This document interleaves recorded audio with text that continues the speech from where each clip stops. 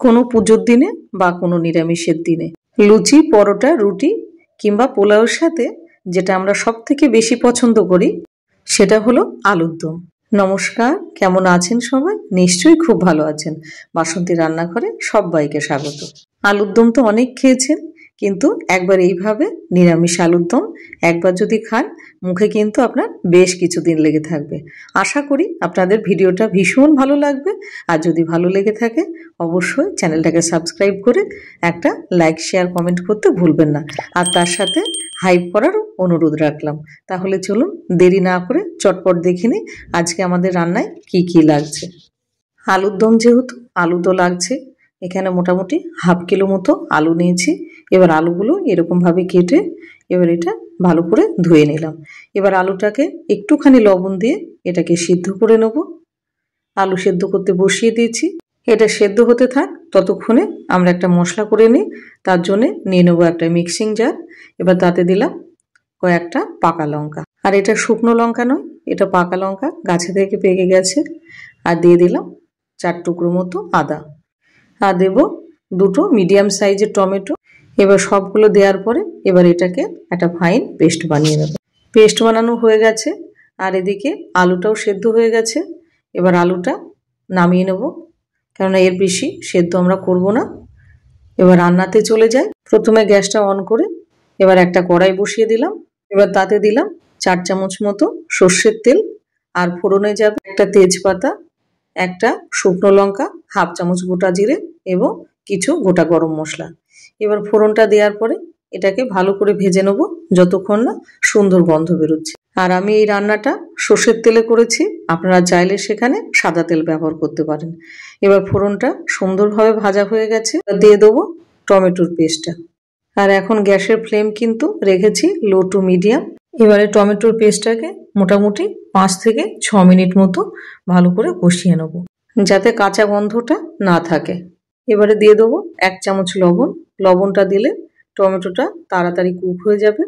এবার লবণ দেওয়ার পরে এটা খানিকক্ষণ এভাবে কষিয়ে নেব, যাতে টমেটোটা ভালোভাবে রান্না হয়ে যায়। আর টমেটোটা এখানে কষতে থাকুক, রান্না হতে থাকুক, ততক্ষণে আমাদের আর একটা মশলা দরকার, সেটা করে নেব। একই মিক্সির বাটিটা ব্যবহার করলাম, আর তাতে দিয়ে দিলাম আগে থেকে ভেজানো কাজু, কিশমিশ, 1 চামচ মতো চারমগজ এবং কিছু চীনাবাদাম। এবার এটা মোটামুটি 15 মিনিট মতো ভেজানো ছিল। আর দিয়ে দেবো এর সাথে মোটামুটি ছোট চামচে 3 চামচ মতো ডেসিকেটেড কোকোনাট। এটা যদি আপনার হাতের কাছে থাকে তবে দেবেন, যদি না থাকে তাহলে স্কিপ করে যাবেন। এবার দিয়ে দেবো অল্প একটুখানি জল। জল দেওয়ার পরে এবার এটাকে একটা ফাইন পেস্ট বানিয়ে নেব। পেস্টটা বানানো হয়ে গেছে, আর দেখুন কত স্মুথ হয়েছে। আর এদিকে টমেটোটা খুব ভালোভাবে কিন্তু কষানো হয়ে গেছে। এবার দিয়ে দেবো কাজু কিশমিশের পেস্টটা। এবার দেওয়ার পরে এটা মোটামুটি 7 থেকে 8 মিনিট এটা লো টু মিডিয়াম ফ্লেমে এটা ভালো করে কষিয়ে নেব। আর যেহেতু কাজু দেওয়া আছে, এটা কিন্তু নাড়তে হবে বারে বারে, না হলে নিচে কিন্তু লেগে যাবে। আর কড়াইতে একবার যদি লেগে যায় তাহলে কিন্তু তরকারির টেস্টটাই খারাপ হয়ে যাবে। আর মশলাটা যত ভালোভাবে কষাবেন আলুর দমটা কিন্তু ততটাই খেতে ভালো হবে। এবার মশলাটার মধ্যে দিয়ে দেবো অল্প একটুখানি মিক্সির বাটিটা ধুয়ে জল। যেহেতু কাজু আছে ওই জন্য নিচে যাতে না লেগে যায়, ওই জন্য জলটা দিয়ে এবার মোটামুটি 5 থেকে 7 মিনিট এটাকে কষিয়ে নেব। আর এখানে নিয়ে নিয়েছি মোটামুটি 4 টেবিল চামচ টক দই। আমি এটা কেনা টক দই ব্যবহার করেছি, আপনারা চাইলে ঘরে পাতা টক দই ব্যবহার করতে পারেন। এবার এতে দিয়ে দেবো 1 চামচ চিনি। চিনিটা দেওয়ার পরে এবার ভালোভাবে এটাকে ফেটিয়ে নেব। আর এই ছোট্ট কাজটুকু করার জন্য কিন্তু আলুর দমের স্বাদটা দ্বিগুণ হবে।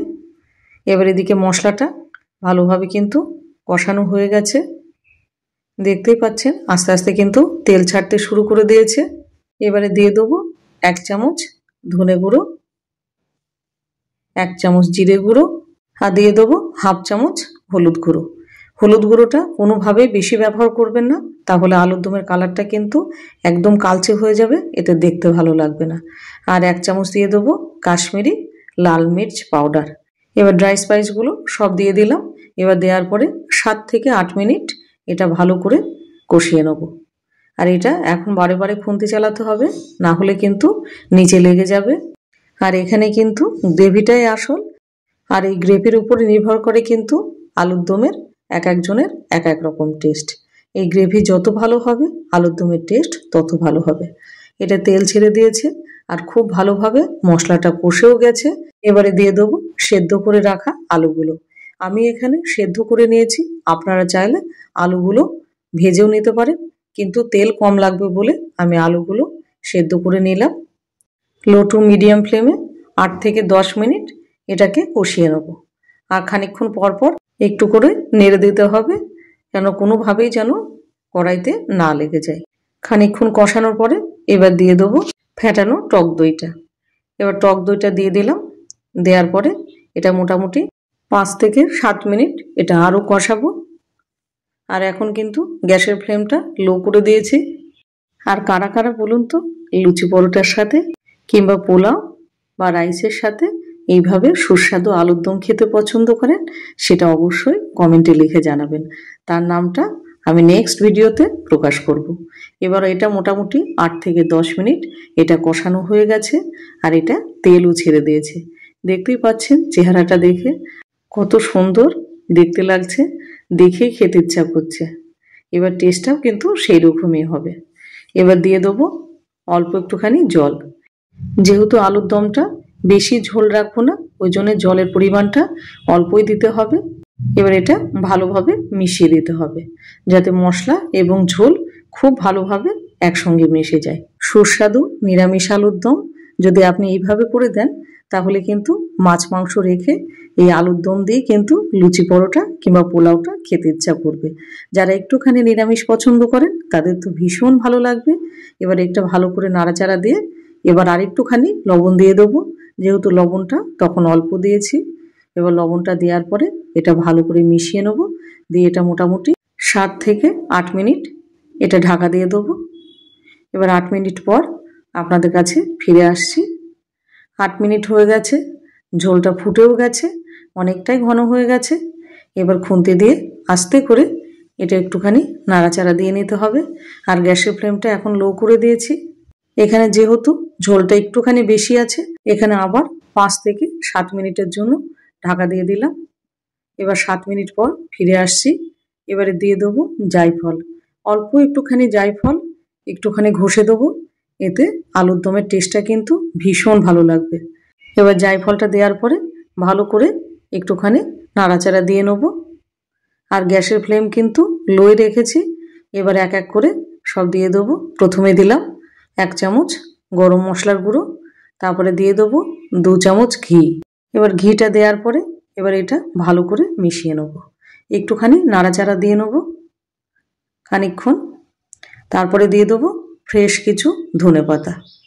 অবশ্যই ধনেপাতাটা দেবেন, তাহলে আলুর দমের টেস্টটা আরও বেশি ভালো হবে। এবার ধনেপাতাটা দেওয়ার পরে মোটামুটি মিনিট 5 মতো কুক করব। 5 মিনিট হয়ে গেছে আর তেলটাও কিন্তু সেপারেট হতে শুরু করেছে। আর তরকারির কালার দেখে বুঝতেই পাচ্ছেন। আর এইরকম আলুর দম আপনারা কে কে তৈরি করেন বাড়িতে সেটাও অবশ্যই জানাবেন। এবার গ্যাসের ফ্লেমটা অফ করে দেবো। তবে আর দেরি কেন, তাহলে চটপট বানিয়ে ফেলুন পুজোর ভোগে কিংবা নিরামিষের দিনে এইভাবে সুস্বাদু আলুর দমের রেসিপি। ভিডিওটা আপনাদের কেমন লাগলো? আশা করি ভিডিওটা আপনাদের খুব পছন্দ হয়েছে। আর যদি ভালো লেগে থাকে অবশ্যই চ্যানেলটাকে সাবস্ক্রাইব করে আমার পাশে থাকবেন। আর ভিজিট করুন বাসন্তী রান্নাঘর, সেখানে কিন্তু আরও ভালো ভালো এরকম রেসিপি আছে, আপনাদের ভালো লাগবে। আর আজকে আমি পরোটার সাথে পরিবেশন করেছি, তার সাথে আছে রায়তা এবং একটুখানি শসা এবং পেঁয়াজ। এইরকম টিফিন পেলে কিন্তু আমার ছেলে মেয়ের আর কিচ্ছু দরকার নেই। আর যারা আমার পুরানো বন্ধু আছে কিংবা নতুন বন্ধু হচ্ছে, তাদেরকে অনেক অনেক ভালোবাসা এবং শুভেচ্ছা জানাই। তাহলে আজকে চলি, আবার দেখা হবে অন্য কোনো ভিডিওতে, অন্য কোনো রেসিপিতে। ভালো থাকবেন,